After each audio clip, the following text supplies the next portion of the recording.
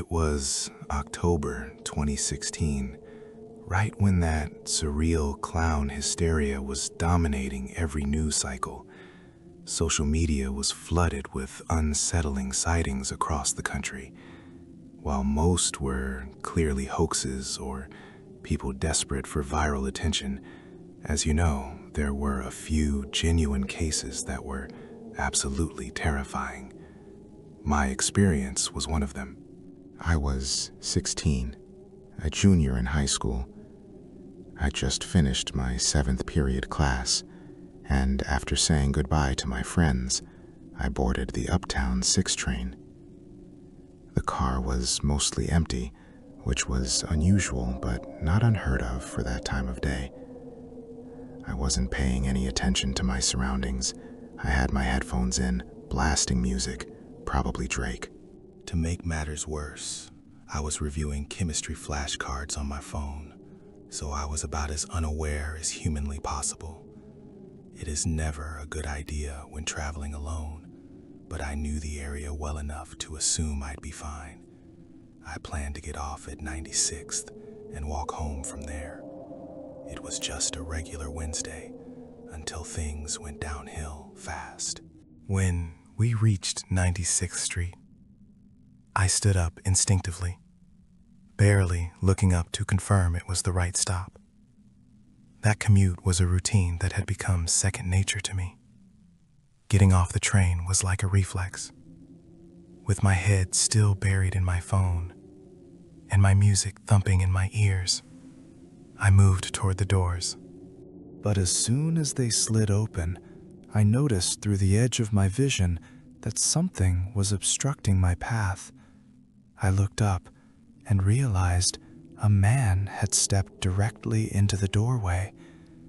Except he wasn't a normal passenger. He was a clown. He wore the full ensemble, oversized rainbow trousers, a baggy yellow shirt, with red suspenders and massive red shoes.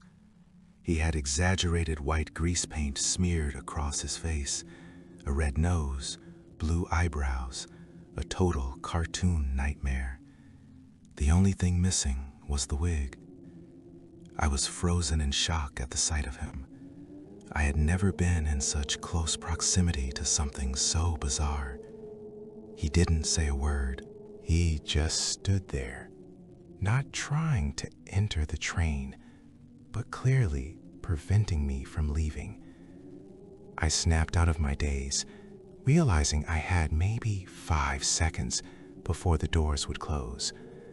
I tried to brush past him, but the moment I made contact, he leaned down in one fluid motion, bringing us face to face. Before he could grab or restrain me, I sprinted past him.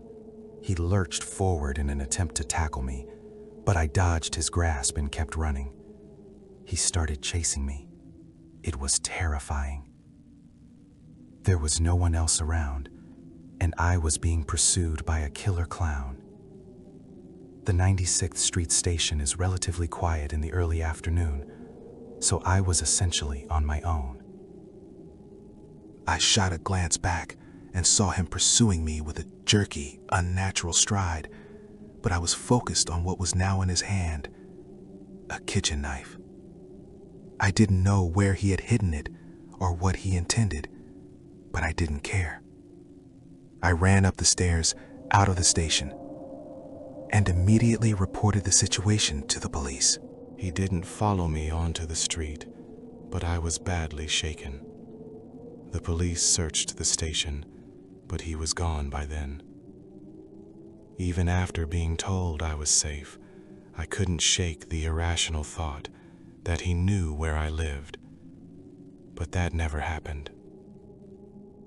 I wouldn't be surprised if my story was part of the 2016 news cycle.